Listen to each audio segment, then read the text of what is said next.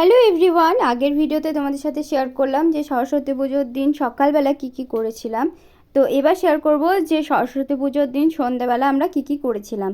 তো পুরো সন্ধ্যাটাই আমরা রেখেছিলাম ঠাকুর দেখতে যাওয়ার জন্য, মানে নিজেদের গ্রামে যে ঠাকুরগুলো হয়েছে সেগুলোও দেখব, প্লাস আমাদের পাশের গ্রামে যে ঠাকুরগুলো হয়েছে সেগুলোকেও দেখে আসবো, মানে মনে করে ঠিক করে রেখেছিলাম।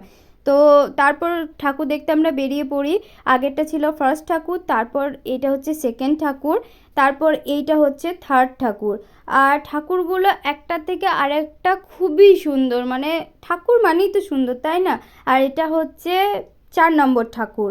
তো তারপর একে একে সব ঠাকুরগুলো আমরা দেখেছিলাম। সবগুলো তো ক্যাপচার করে আনা সম্ভব হয়নি, কারণ আমাদের গ্রামটা যেহেতু খুবই ছোট, আর আমাদের গ্রামে 12টা মতো ঠাকুর হয়েছিল, মানে এটা আমাদের গ্রামে হিউজ পরিমাণ ঠাকুর হওয়া, মানে এই বছরটা।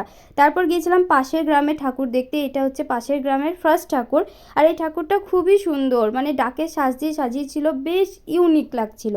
আর এটা হচ্ছে ওই গ্রামেরই সেকেন্ড ঠাকুর।